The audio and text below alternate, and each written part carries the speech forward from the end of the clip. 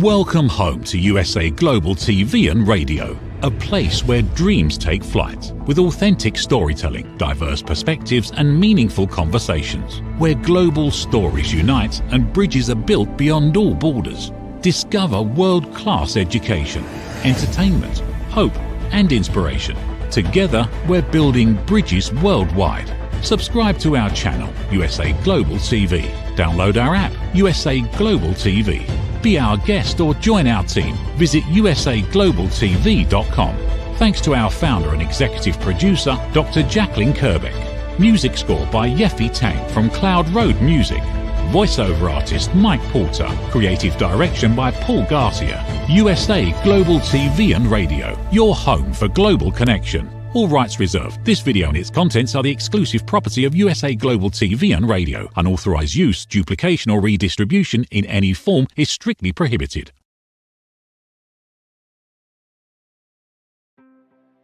Welcome to Talking Heads on USA Global TV and Radio, where wisdom meets experience.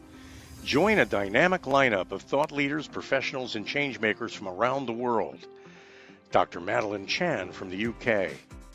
Mariska Dupreya from Australia, red.olaughlin from Texas, USA, Carolyn Heward from the UK, Zunette Lub from Cape Town, South Africa, as they share expert insights, personal journeys, and impactful strategies for success. Talking Heads isn't just a show, it's a global stage for education, collaboration, and inspiration. So elevate your knowledge, expand your perspective, engage in conversations that matter. Streaming globally, empowering locally, this is Talking Heads, only on USA Global TV and Radio. Howdy, red.olaughlin here again. We're on my final show today, the third one. Did talking at the corner bookstore a couple hours ago. Last hour I did the wise ones. Now I'm doing Talking Heads. It's my Thursday, 3 shows in a row. Today I picked a topic, hormone optimization after 50. What's safe, what's effective, what's new? As we get older, that's an area that I do a lot of research in, and aging, longevity, age-related disease.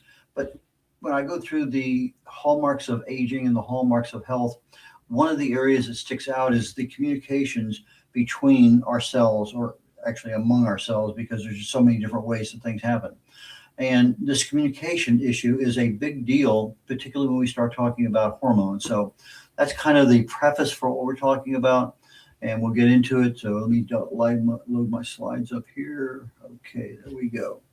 Hormone optimization after 50. What's safe? What's effective? What's new? Live streaming on Amazon Fire, and as you can see, several other ones there. My show today is, as always, for awareness and education. My website is red.olaughlin.com. It's red like the color, R-E-D, Olaughlin, O-L-A-U-G-H-L-I-N, red.olaughlin.com. My books are available there, about 1,500 blogs, at several hundred videos, a lot of information on my website. The shows that you're looking live at right now, plus the archives, are found on YouTube on the USA Global TV and Radio Network. What's it called? Anyway, that's the location on YouTube. I also have some of my archive shows on my website. I am a TV host right now, but my primary mission in life is a researcher. I've never been in the medical or pharmaceutical fields, but I fell in love with chemistry way back in high school, got a degree in it, got an invitation to Vietnam, and never got a chance to practice it until about 10 years ago. I got 5 academic degrees, but none of them additionally in chemistry, actually in a bunch of different subjects, a bunch of professional certifications. But my real specialty in my corporate world was quality assurance, reliability engineering, and logistics engineering. I spent 31 plus years in the military, in the Navy, a naval aviator, flew for 16 years, been to 62 countries, got an invitation to Vietnam, as I mentioned earlier, an invitation to Bosnia at the end of my career. But what I focus on, what my real passion in life is nowadays, is what's going on in the human body at the cellular level, chemically speaking. I look for cause and effect relationships. What causes things to happen? What can you do to speed them up, slow them down? If you treat the cause, maybe you can fix and solve the problem. But if you're treating the symptoms, you'll never solve the problem. And why is that important? Because sometimes the body doesn't take care of the cause and it just keeps getting worse over time. On a personal note, I've been married 57 years, a couple kids, 3 grandkids, and my first great grandson will be turning 2 here in about a month, a little over a month. Best-selling author of 6 books, independent publisher. I've done around 50 books for other authors. Distinguished Toastmaster, writer. I have over 1,000 published articles on LinkedIn, mostly in the area of health and wellness, longevity, age-related disease. International TV host. Last year I was number 2 and number 6 in various categories. First 6 months of this year I was number 1. And when the end of the year came, I ended up at number 3. And I'm happy as can be about that. That's I just feel very, very comfortable that I was able to crack the top 10. Okay, hormone optimization after 50. What's safe, what's effective, what's new? Again, this information is for educational purposes only. I wrote one of my first books, I think it's the second book I wrote, Longevity Secrets for Healthy Aging, How to Live to 100 Years of Age with the body of a 50-year-old and the mind of a 25-year-old. And in that, I have a lot of information on hormones. So if you're looking to have something to follow up today's show, that's a good book to get. Okay, if we're going to start talking about hormones, we really need to start with the endocrine system. I call it ES right now for my slides. It's your body's chemical messenger system. We talk about these chemicals that go back and forth talking to cells. It's a network of glands. The glands produce or secrete hormones, and these hormones directly go into the bloodstream, and they go throughout the body, the brain, the heart, everywhere. And they control our growth, our mood, our sleep, our metabolism. That's super critical. Reproduction, response to stress, and a lot of other things. But the hormones are the communicators. The hormones tell the cells what to do and when to do it. So if I have a cell that's going to my liver to do something, it's going to tell it, this is what you need to do because of things going on in our subconscious mind. That's what needs to happen. If somebody were to ask me how many hormones are in the body, well, it's a difficult question to answer. Classically, there's 50, maybe 60, what they call well-established hormones that are produced by the endocrine system. But being a messenger, that kind of clouds issues a little bit. But of the classical hormones, the hypothalamus in our brain has 8 or 9. Pituitary in our brain, 10, 12. Thyroid, couple. Pancreas, adrenals, again, 10 or more. Gonads, 10 or more. And there's a lot of behave-like hormones. And I need to hesitate here for just a second. Give me less than a minute to handle this. I'll be right back.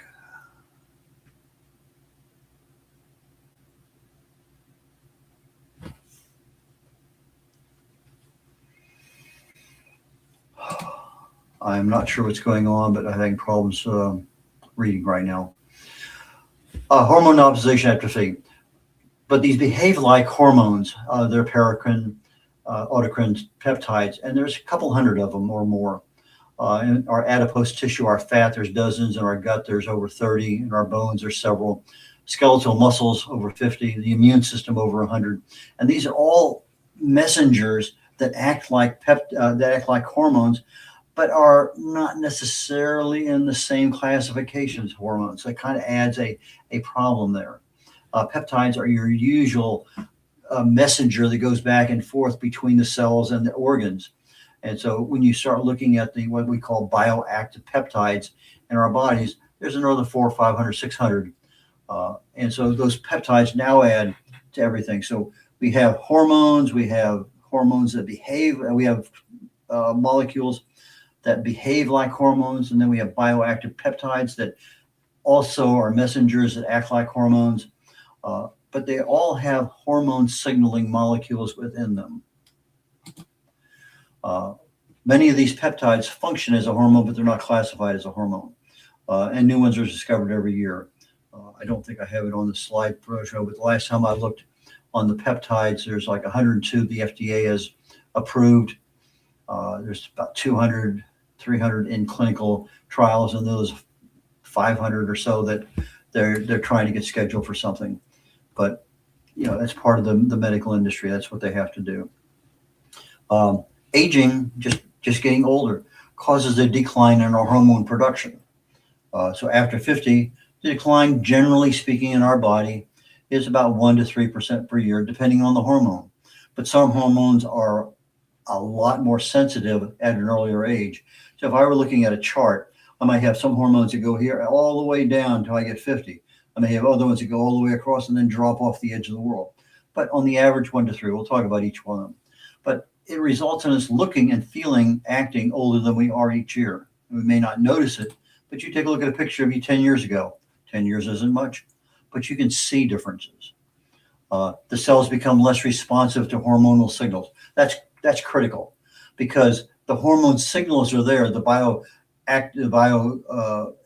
peptides are there, but the cells aren't responsive. That's a hallmark of aging. So the cells become less efficient at producing ATP. That's a problem. I don't have the energy to do what I want to do. And then all of a sudden you have, over time, more inflammation, more oxidation.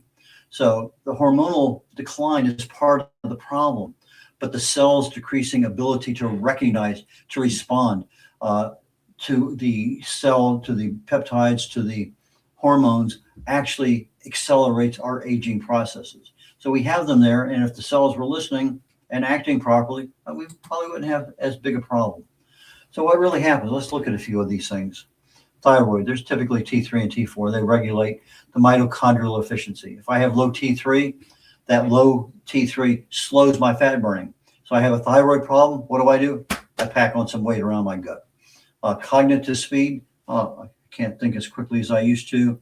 My cardiovascular vitality, those are things that are all affected by thyroid, especially low thyroid. Testosterone for both men and women. It stimulates muscle protein synthesis. We need our muscles, and that's in our younger years. That's what we did. You get in the gym and work out. Yeah, females will gain muscle, but they're not going to get the muscle mass that men do. It also is involved with mitochondrial biogenesis. In other words, creating more mitochondria in the cell. So if I have low testosterone, it quickens a process called sarcopenia. And you've seen older people that basically have almost no muscle, and what fat they have are hanging off their jowls, their arms, their legs, their gut. The sarcopenia is basically a lack of muscle. I mean, the fat is kind of taken over. The low testosterone also reduces our immunity, lowers our motivation, and it increases visceral fat around all our organs, which is it's a major problem. That is something that's a critical health issue.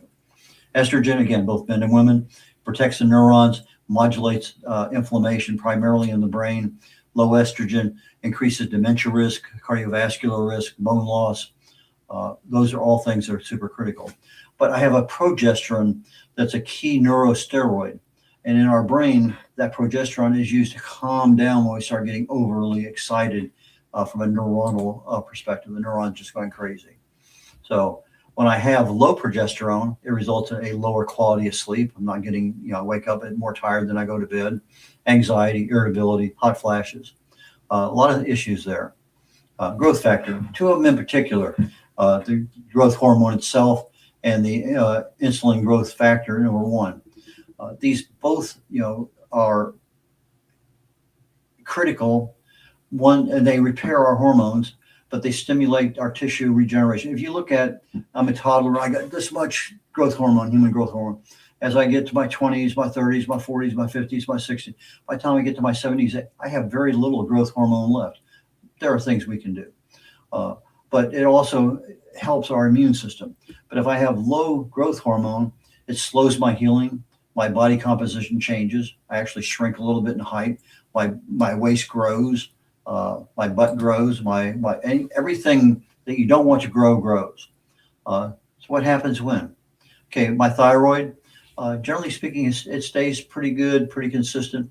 But over a decade, you're losing 5, maybe 10% of the thyroid T3 and T4.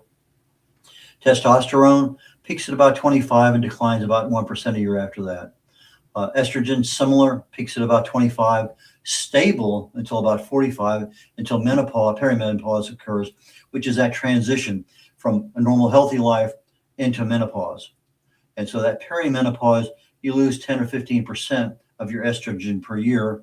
And then all of a sudden you get into menopause and that estrogen drops off the edge of the earth. It's just 95%. It's a very rapid decline. Progesterone in women peaks at about 25, declines about mid-30s, and drops off after that about 2% a year. Perimenopause levels of progesterone fall about 75%.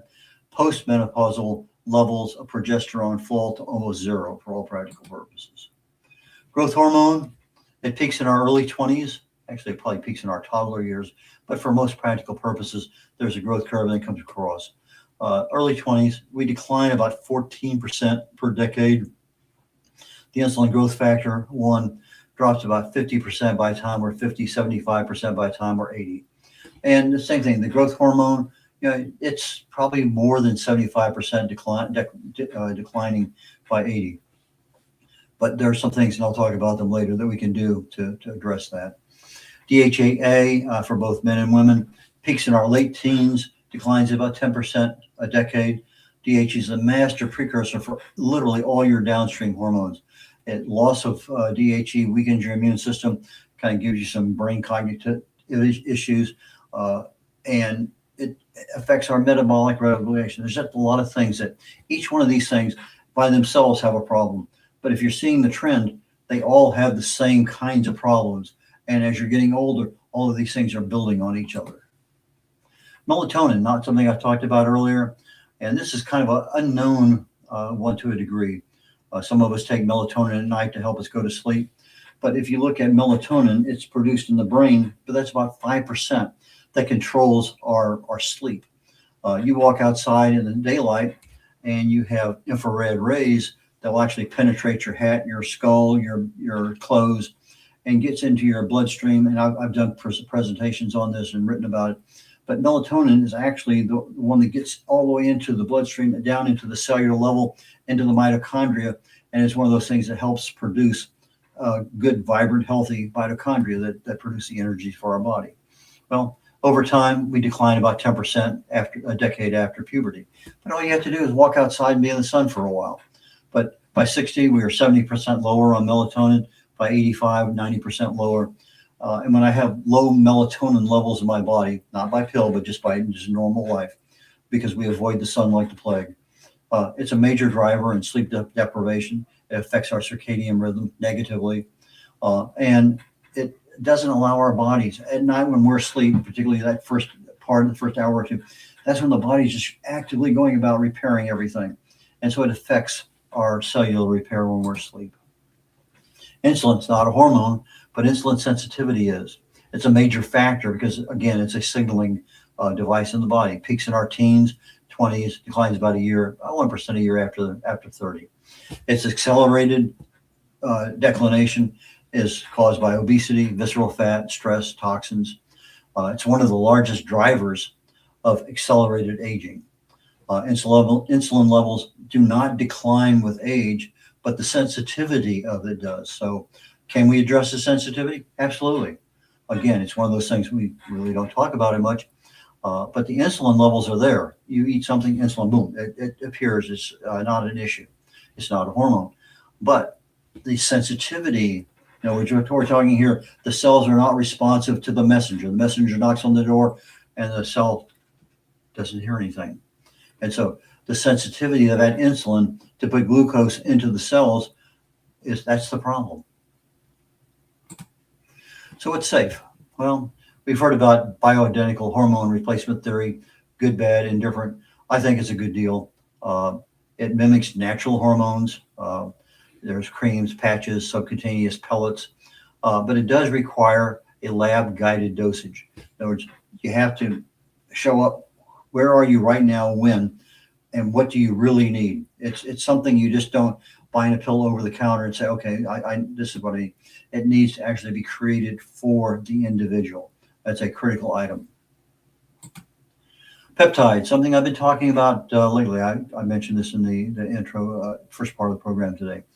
Peptides, I've done a couple of shows on them. I'm really super interested in them. Here after the first of the year, I'm probably going to become an active user to a degree. I'm still doing my research on that. I think it's the way of the future. I cannot see how it cannot be. It's just, and if you're looking at a lot of social media nowadays, peptides are kind of taking over a lot of the commercials that show up on our social media. But peptides, MOTS-C is a very, very common. There's if you're into the peptide business, MOTS-C is one of the real well-known. There's probably about 20 super well-known ones and a bunch of other ones after that. But MOTS-C improves insulin sensitivity. We just talked about that just a moment ago. If I have a way to improve sensitivity, why not do it? Now, our body makes MOTS-C, but as we get older, we don't make as much. And if we have a problem with that cell not listening to the peptide, I equated it the other day in a little video I did. I said, I come up there and I knock on the door. I can barely hear anything.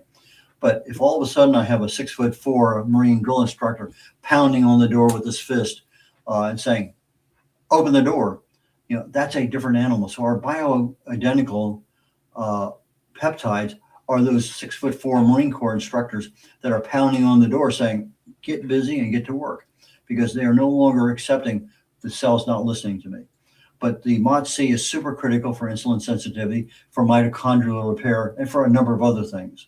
BPC 157 enhances tissue repair, supports the gut and the brain issue. But this tissue repair is a big, big deal. What's the show? There's an animal. Can't think of the right name.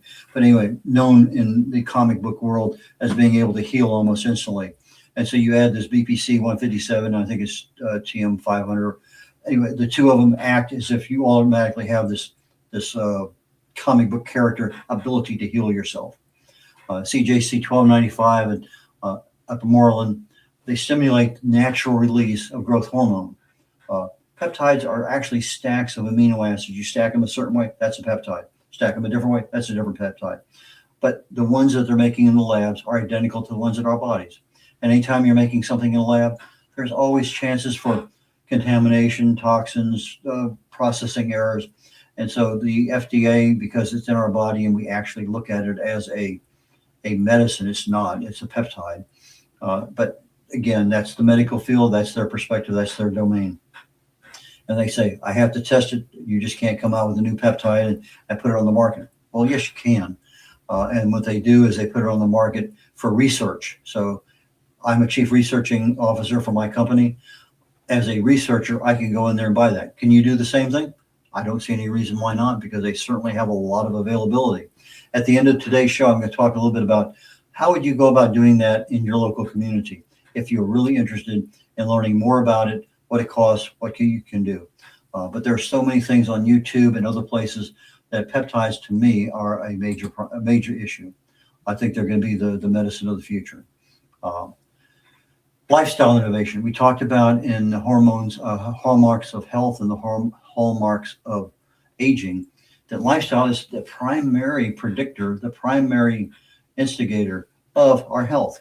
And so if I look at what in my lifestyle, my sleep, my diet, my stress, my exercise, and other factors, what can I do that I make choices on every single day that I can improve my hormone optimization? It's actually a lot of things.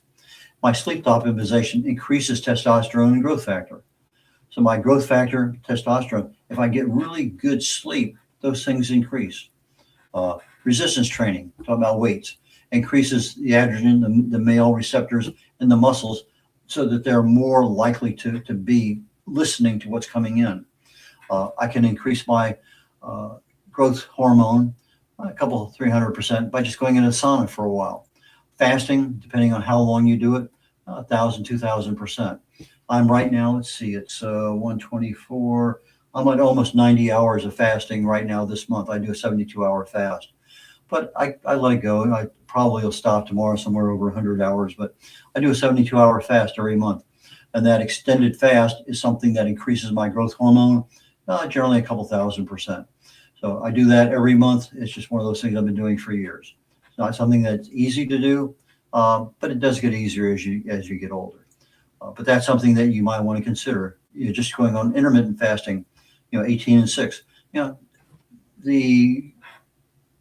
The growth hormone and another thing called autophagy, those things all have an effect in that. So but it's something to seriously consider, especially if you're looking to optimize your hormones down the road.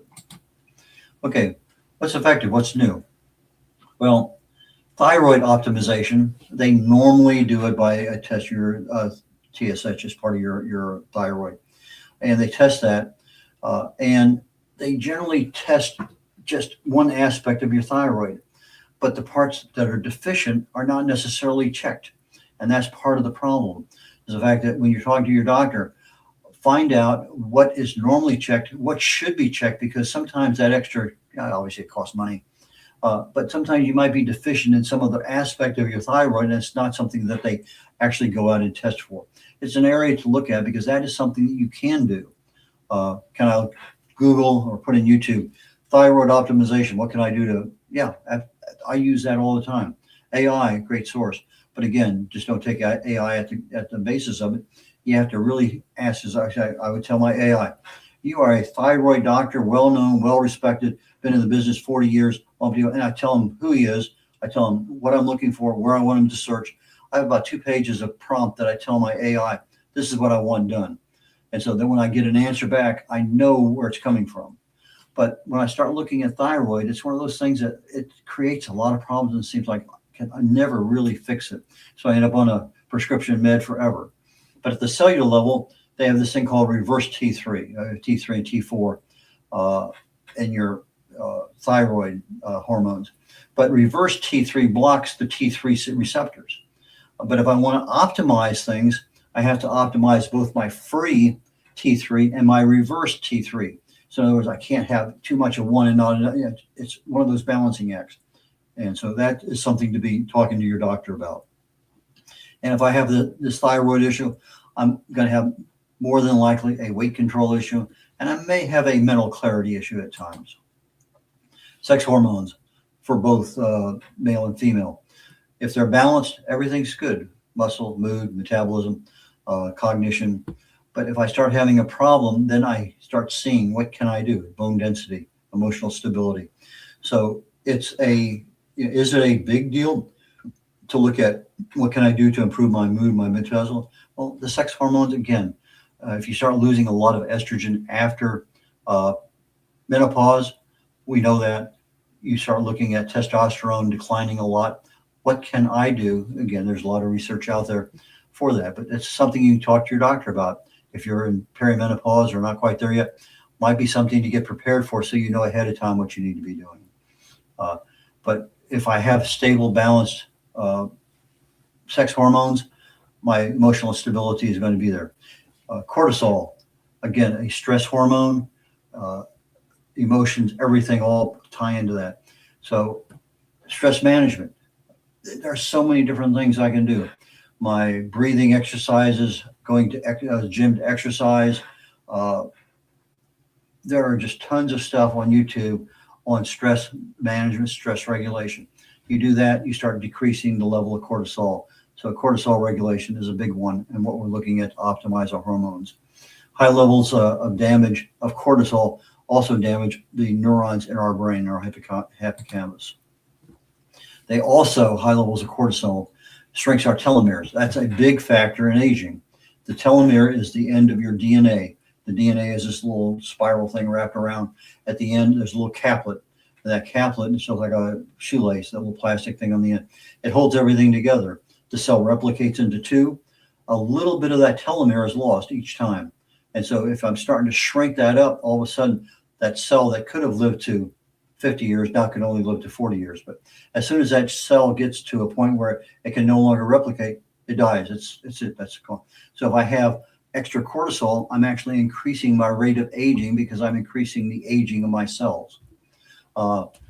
Increased abdominal fat. Again, cortisol loves to store fat, and it loves to store fat around the gut. You have 4 times more receptors for fat storage in the gut than you do anywhere else in your body. Can you optimize cortisol through stress management? Yep. Through deep sleep? Yep. Insulin optimization? Yes. Through peptides, diet, fasting. There's things I can do there to optimize my insulin. There's just so many different things out there. But again, awareness is probably the first step. And don't go out there trying to fix everything at one time. Pick something. Maybe cortisol is the easiest one to pick because that's a diet. That's That's something you can control. Maybe you might want to go to insulin next because it's kind of tied in with diet and stuff. So pick something and work on that. It may be a great New Year's Eve, New Year's resolution. Yeah, let's start improving that particular hormone in your body. Do some research on it, make some changes. If you're on prescription meds, talk to your doctor or your pharmacist before you start making any changes. Okay, so what's new? There's peptide-driven hormone modulation. Those now, instead of having my body do something because of my existing hormones, I now get a shot, and literally it's a shot, an inoculation of, let's say, MOTS-C, and it's going to go in and it's going to cause something to happen. Well, this peptide-driven hormone modulation is what's now seems to be the major factor I see in, and really significantly improved health all the way around. A couple of the peptides out there, kisspeptin and tesofensine, address metabolic and hormonal interfaces in the body. There's just all sorts of things there. We have these things called personalized longevity panels. You go to the doctor, you get a complete, in fact, fair for Black Friday. All sorts of things that people will be offering. You know, here's 100 tests you can get for $49.95 or whatever it was. And they test everything. But the problem is that if your doctor knows you have a problem in a certain area, the doctor's obligation morally and legally is to treat it. You may not want to treat it, but his obligation is to treat it. So now all of a sudden, here's the prescription, here's whatever. But these things, if you can personalize them, okay, my free T3 is fine, my reverse T3 is too high, I need to work on that. On my fasting insulin levels, there are things that I can do with a personalized longevity panel that I can work with a doctor or a specialist in that area. And maybe you take that information and you work with your peptide doctor. There are things that can be done very, very easily. A lot of mitochondrial enhancers. I'm on one right now called methylene blue. I remember that back in chemistry class, biology class, back in college. You know, the joke was then, you know, put it in somebody's food and they'll be peeing bright blue for a week. Well, it wasn't a week, but it is, you do pee blue. I'm not quite into the bright blue stage, but I'm starting to see a noticeable change in the urine that I let go every day. But methylene blue basically gets in there and just jacks up, I mean, big time. It just ramps up the production of ATP in your mitochondria. It's a significant mitochondrial enhancer. There are other ones out there too. CoQ10, talked about that one before. Ubiquinol, the more expensive one. Ubiquinol is the one that you really need to have. But CoQ10 is found in every cell in the body, but it's there to also help the mitochondria. PQQ, pyrroloquinone, it's a molecule that really and truly it's one of the most fabulous molecules I've ever seen.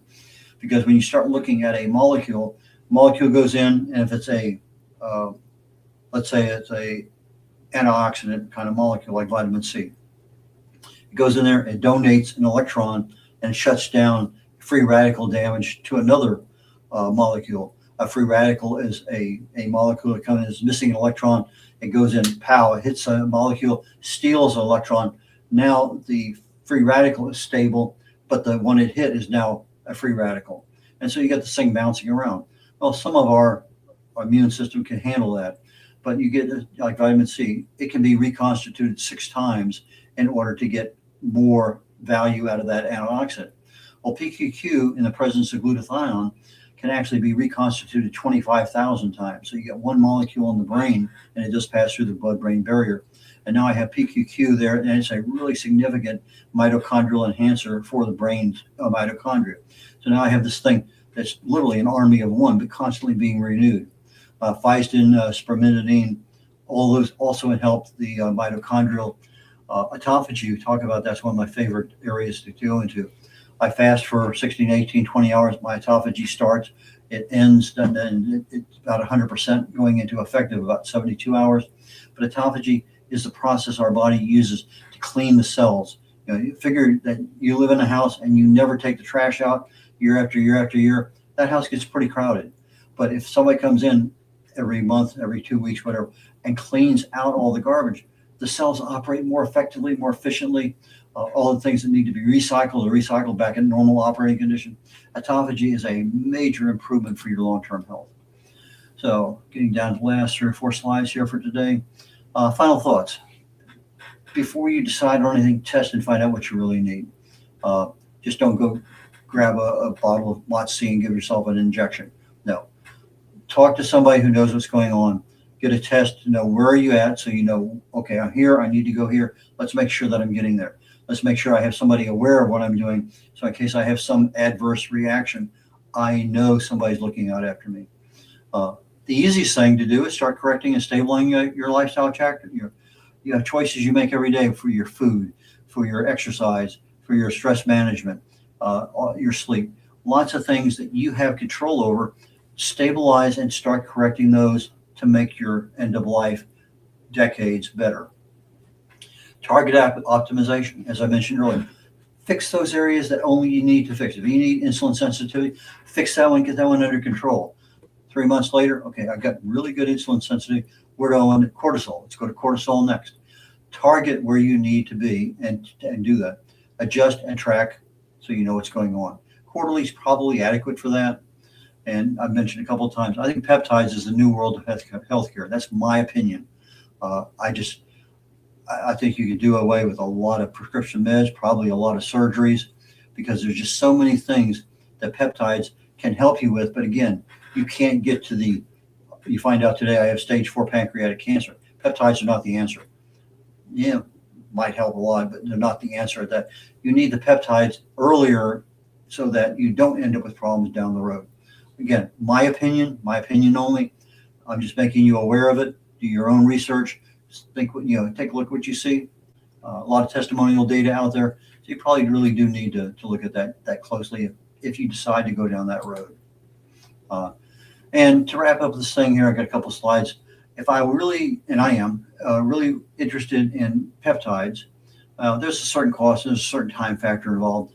And I said my AI, I said, tell me about give me a list of doctors and clinics specializing in peptides in Houston.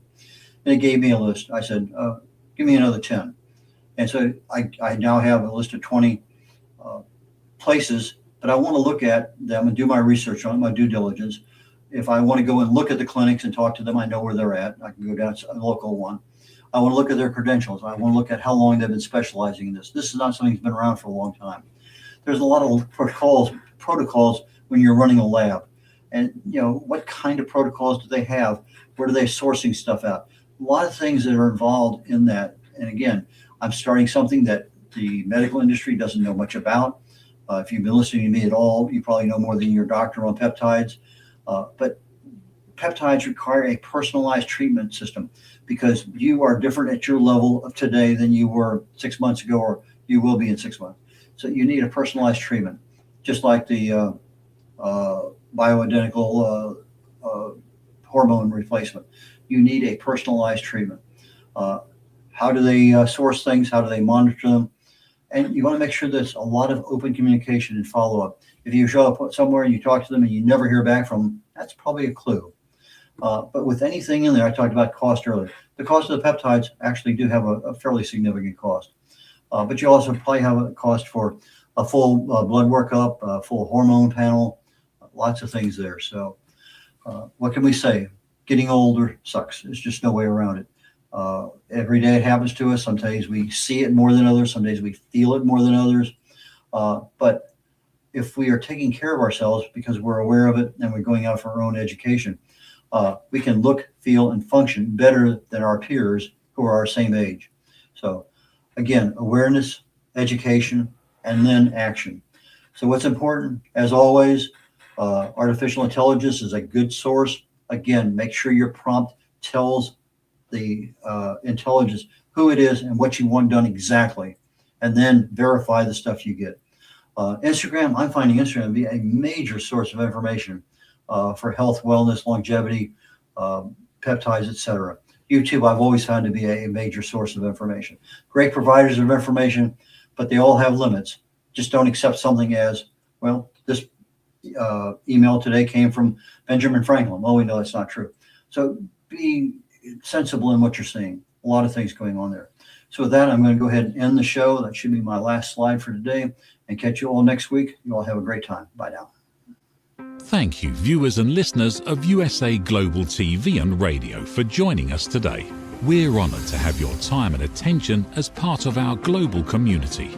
At USA Global TV and Radio, we believe in the power of authentic conversations, meaningful connections, and creating a world of possibilities together. Want to be part of something bigger? Join our team of elevated listeners at usaglobaltv.com, a space where your voice matters and your ability to listen transforms relationships. Stay connected with us across all our platforms for thought-provoking discussions, expert insights, and empowering stories. Subscribe to our channels at youtube.com/c/usaglobaltv. Follow us on social media and explore the endless opportunities we're creating for growth, learning, and inspiration. Together, we're not just broadcasting, we're building bridges and changing lives one conversation at a time. For inquiries, contact us at info@usaglobaltv.com. Music by Johnny Dyes. Produced by Executive Producer and Director Dr. Jacqueline Kerbeck. Voiceover by Mike Porter. Creative Direction by Paul Garcia.